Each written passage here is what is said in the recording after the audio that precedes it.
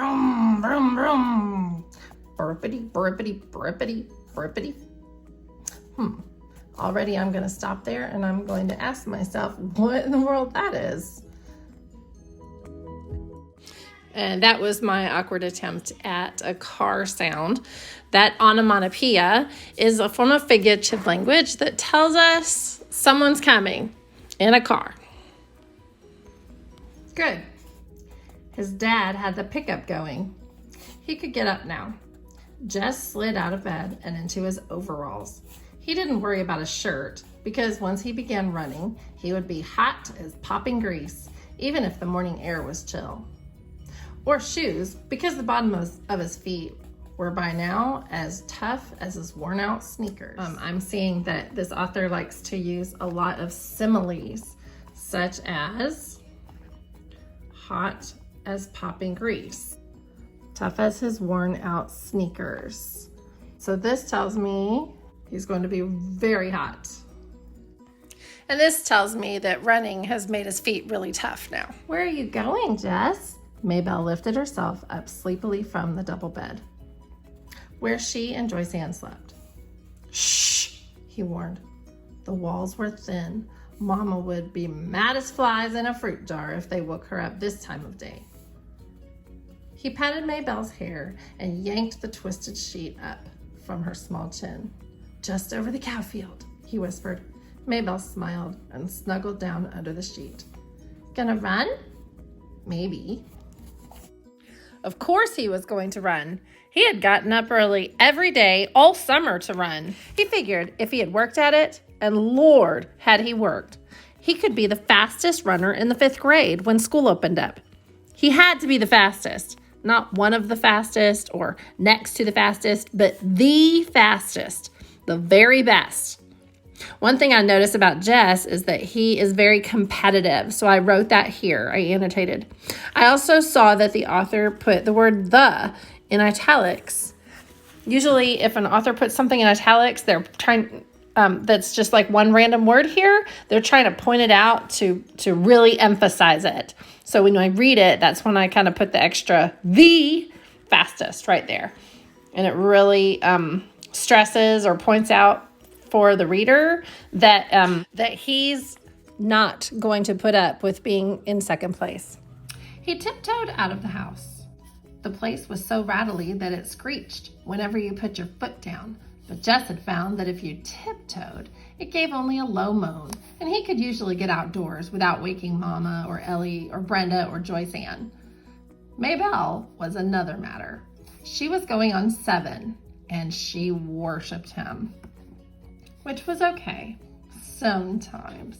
When you were the only boy smashed between 4 sisters and the older 2 had despised you ever since you stopped letting them dress you up and wheel you around in their rusty old doll carriage, and the littlest one cried if you looked at her cross-eyed, it was nice to have somebody who worshipped you, even if it got unhandy sometimes.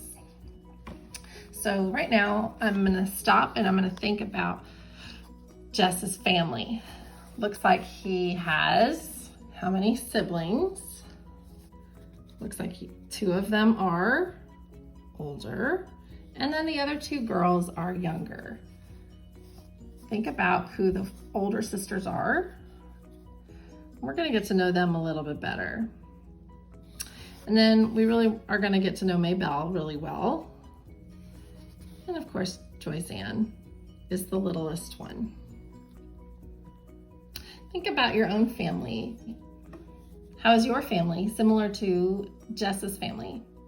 How is it different? He began to trot across the yard. His breath was coming in and out little puffs, cold for August, but it was early yet. By noontime, when his mom would have him out working, it would be hot enough. Miss Bessie stared at him sleepily as he climbed across the scrap heap, over the fence and into the cow field. "Moo," she said, looking for all the world like another Maybelle with her big, brown, droopy eyes. I'm gonna stop right there.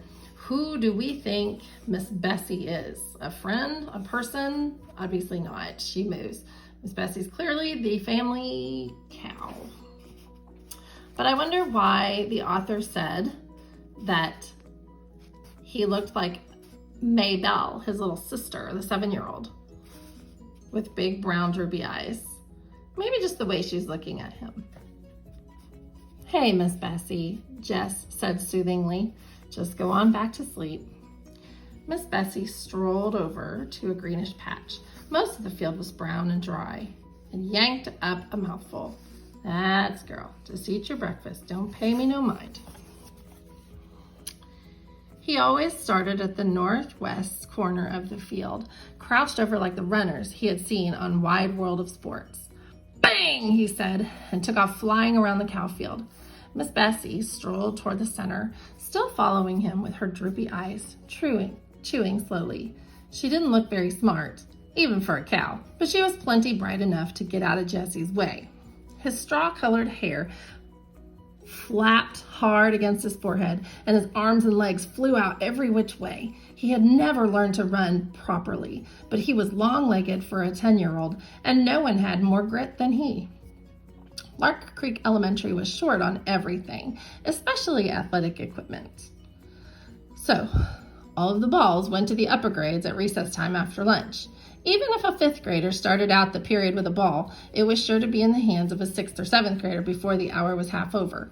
The older boys always took the dry center of the upper field for their ball games, while the girls claimed the small top section for hopscotch and jump rope and hanging around talking. So the lower grade boys had started this running thing. They would all line up on the far side of the lower field where it was either muddy or deep crusty ruts. Earl Watson, who was no good at running, but he had a big mouth, would yell bang, and they'd race to a line they'd towed across at the other end. One time last year, Jesse had won. Not just the first heat, but the whole shebang. I'm gonna ask myself some things.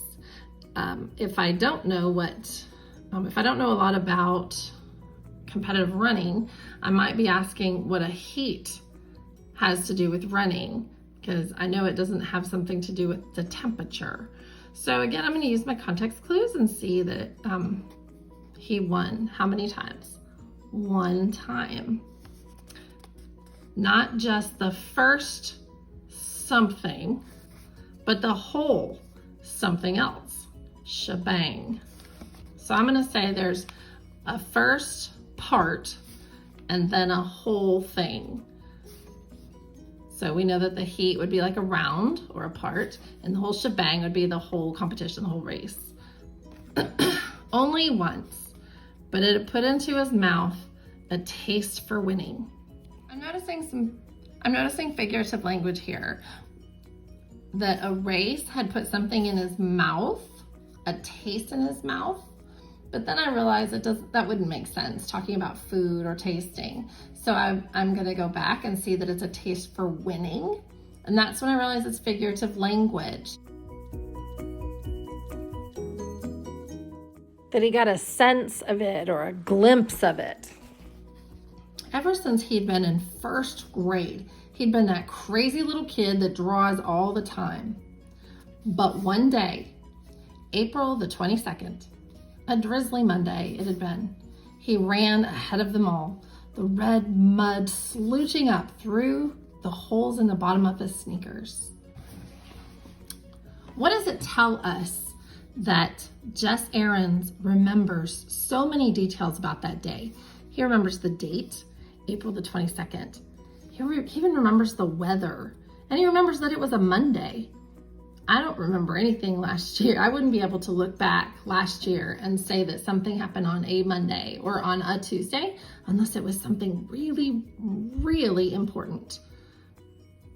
So we know that the fact that Jess Aarons knows the exact date and even the day and even the weather, that this moment that he ran ahead of them all, and he even remembered what it felt like, the red mud slooshing up through the holes of the bottom of his sneakers, that day was extremely important to him. For the rest of that day and until after lunch on the next, he had been the fastest kid in the 3rd, 4th, and 5th grades, and he only a 4th grader. On Tuesday, Wayne Pettis had won, again as usual, but this year, Wayne Pettis would be in the 6th grade. He'd play football until Christmas and baseball until June with the rest of the big guys.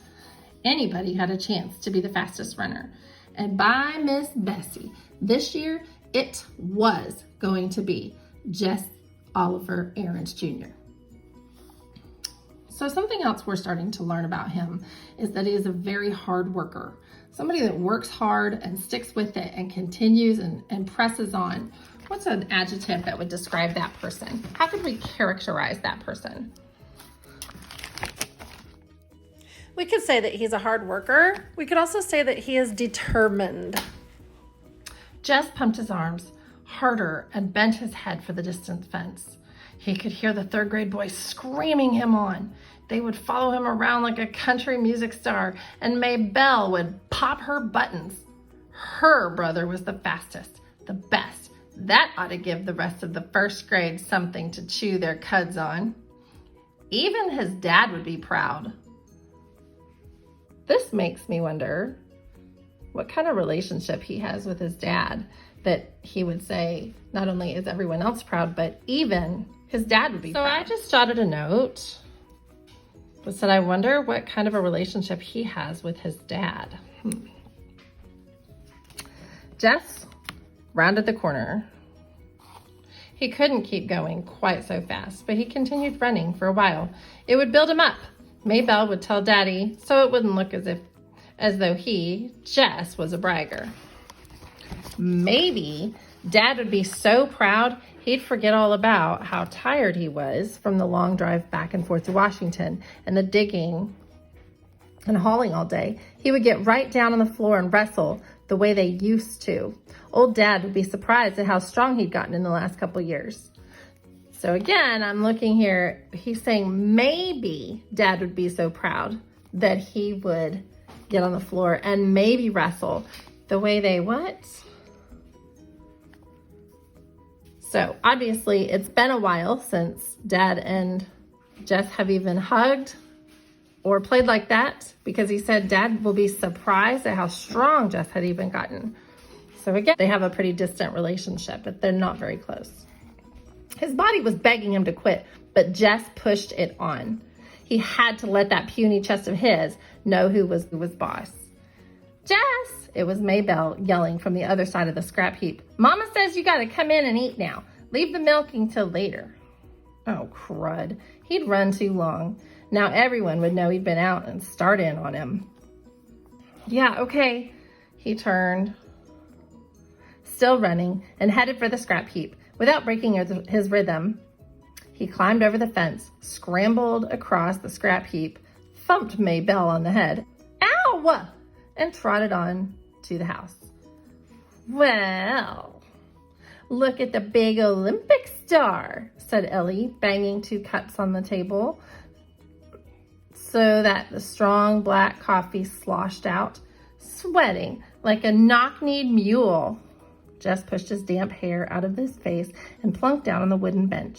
He dumped 2 spoonfuls of sugar into his cup and slurped to keep the hot coffee from scalding his mouth. Ew, Mama, he stinks.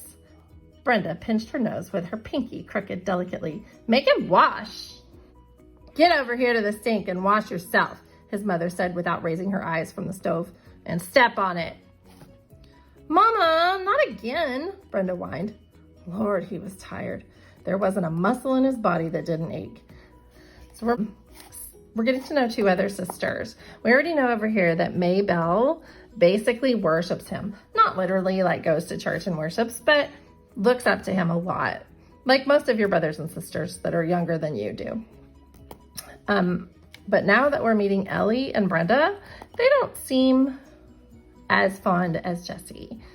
They've kind of given him a hard time as soon as they meet. Also, Mom never said hello or anything. She just immediately starts telling him what to do and doesn't even look at him. It just says without raising her eyes from the stove. So we're getting an idea of the relationships that Jess has with all the different characters in his family. I can't stand it, Mama. Brenda again. Make him get his smelly self. Put his cheek down on the bare wood of the tabletop. Jesse, his mother was looking now, and put on a shirt. So Mom only looks at Jesse when she has something negative to say. Yes, he dragged himself to the sink. The water he flipped on his face and up his arms pricked like ice. His hot skin crawled under the cold drops. Maybelle was standing in the kitchen door watching him. Give me a shirt, Maybelle. So one thing we did notice is that did Jess have anything to say back to the older sisters when they were giving him a hard time? Did we see him say anything other than he said yes ma'am to Mom? That's about it. But then the little sister that he knows loves him and doesn't give him a hard time, she's the one who her on the head a few pages ago, and now he's kind of bossing her around. Give me a shirt, Maybelle. She looked as if her mouth was set to say no, but instead she said, you should not have beat me in the head, and went off obediently to fetch his t-shirt. Good old Maybelle. Joyce Ann would have been screaming yet from the little tap. 4-year-olds were a pure pain. I got plenty of chores need doing around here this morning, his mother announced as they were finishing the grits and red gravy. His mother was from Georgia and still cooked like it. Oh, Mama! Ellie and Brenda squawked in concert. Oh, those girls could get out of work faster than grasshoppers could slip through your fingers. Mama, you promised me and Brenda we could go to Millsburg for school shopping. You ain't got no money for school shopping. Mama, we're just going to look around. Lord, he wished Brenda would stop whining so. Christmas, you don't want us to have no fun at all. Any fun, Ellie corrected her primly. Oh, shut up. Ellie ignored her. Miss Timmons is coming to pick us up. I told Lolly Sunday you said it was okay. I feel dumb calling her and saying you changed your mind. All right, but I ain't got no money to give you. Any money, something whispered inside Jess's head. So quick question. Would your parents put up with this? It worked with the girls. She said, oh, all right. And I also noticed willing to boss Maybelle around. Again, here with the sisters, is he bossing them around? Or did he even correct their grammar like they can each other? Or did it say inside Jess's head? Right. I know, Mama. We'll just take the $5 Daddy promised us. No more than that. What $5? Oh, Mama, you remember. Ellie's voice was sweeter than a melted Mars bar. Daddy said last week we girls were going to have to have something for school. Oh, take it, his mother said angrily, reaching for her cracked vinyl purse on the shelf above the stove. She counted out 5 wrinkled bills. Mama, Brenda was starting again. Can't we have just one more? So it'll be 3 each? No. Mama, you can't buy nothing for $2.50. Just one little pack of notebook paper's gone up to... No. Ellie got up noisily and began to clear the table. Your turn to wash, Brenda, she said loudly. Oh, Ellie. Ellie jabbed her with a spoon. Jess saw that look. Brenda shut up her wine halfway out of her rose luster lipstick mouth. She wasn't as smart as Ellie, but even she knew not to push Mama too far. Which left Jess to do the work as usual. Mama never sent the babies out to help. Although if he worked it right, he could usually get Maybelle to do something. He put his head down on the table. The running had done him in this morning. Through his top ear came the sound of the Timmonses' old Buick. Wants oil, his dad would say, and the happy buzz of voices outside the screen door as Ellie and Brenda squashed in among the 7 Timmonses. All right, Jess, get your lazy self off that bench. Miss Bessie's bag dragging ground by now, and you still got beans to pick. Lazy. He was the lazy one. He gave his poor dead weight of a head 1 minute more on the tabletop. Jessie? Okay, Mama, I'm going. So Jess did all the work, He tried to be quiet, didn't he? He tried to be quiet so the girls wouldn't hear him and give him a hard time, so his mom wouldn't hear him and give him a hard time. It didn't work out. They all gave him a hard time, and sure enough, even though the girls were the ones that didn't do any of the work, he got called lazy. It was Maybelle who came to tell him in the bean patch that people were moving into the old Perkins place down on the next farm. Jess wiped his hair out of his eyes and squinted. Sure enough, a U-Haul was parked right by the door, one of those big jointed ones. We know a U-Haul is a moving truck. These people had a lot of junk, but they wouldn't last. The Perkins place was one of those ratty old country houses you moved into because you had no decent place to go and moved out of quickly as you could. So we know the Perkins' place is the next door neighbor, the house next door. It's empty. We know it's empty because somebody is about to move in. Look at some words here that helped you to know that it's not a very nice place. Ratty, old country houses. And then you moved in because you really didn't have a choice. No decent place to go. And then you got out quick, right? Moved out of as quickly as you could. He thought later how peculiar it was that here was probably the biggest thing in his life. And he had shrugged it off as nothing. So I put a question mark right here because that must be a pretty big piece of foreshadowing. Remember, foreshadowing tells us what is to come later on in the story. So we know that this family moving in, is a big deal to Jess Aarons' life. The flies were buzzing around his sweating face and shoulders. He dropped the beans into his bucket and swatted with both hands. Get me my shirt, Maybelle. The flies were more important than any U-Haul. Maybelle jogged to the end of the row and picked up his t-shirt from where it had been discarded earlier. She walked back, holding it with two fingers way out in front of her. Ew, it stinks, she said, just as Brenda would have. Shut up, he said, and grabbed the shirt away from her. When Brenda and Ellie said that he stinks, he did not have the nerve to say anything back. But look, as soon as Maybelle says the exact same thing and said it exactly like Brenda would have, notice what Jess said to her. That tells us a lot about his relationship with Maybelle and how it's different from his relationship with his sisters. I challenge you to write some of those relationships down and keep track of them. And that's the end of chapter 1.